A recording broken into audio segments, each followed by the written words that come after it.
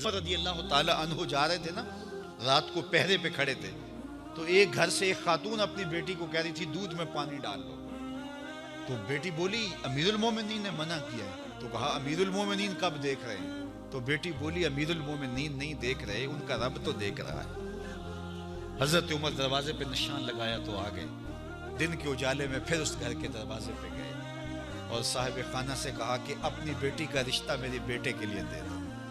امیر المومنین سوالی بن کے کھڑا ہے اس گھر میں، کہا اس بیٹی کا رشتہ مجھے دے دو۔ ان کو اور کیا چاہیے تھا؟ امیر المومنین کے بیٹے کے لیے رشتہ قبول کر لیا گیا۔ پھر اللہ تعالیٰ جل شانہ ان کو ایک بیٹی دی، اس بیٹی سے اللہ نے ایک بیٹا انہیں دیا، اس بیٹے کا نام حضرت عمر بن عبدالعزیز ہے۔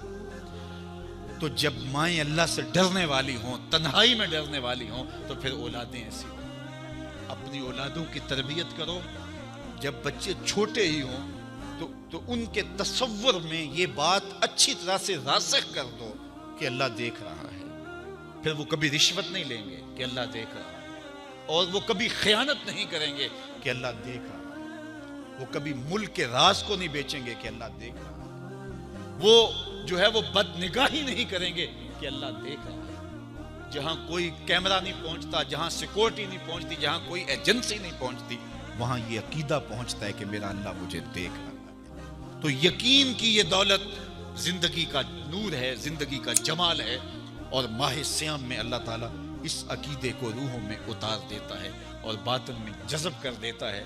تو اس کو اپنے اندر اچھی طرح سے ہم اتار کر کے اپنی زندگی میں چراغاں کر سکتے ہیں اور اندھیرے دور کر سکتے ہیں۔ یہ تیقن کہ میرا اللہ مجھے دیکھ رہا ہے، میں اپنے رب کی نگاہوں میں ہوں۔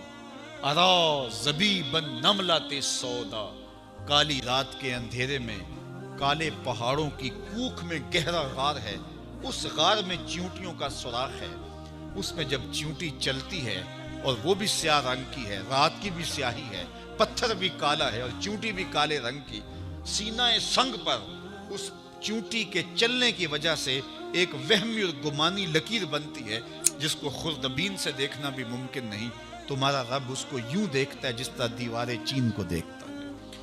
تو کیا ذہن اور دماغ کی سکرین پہ آنے والے خیالات سے وہ غافل ہو سکتا ہے؟ کیا وسوسوں سے وہ غافل ہو سکتا ہے؟ تو آئیے اس یقین اور اس تیقن میں جینے کا گر سیکھیے۔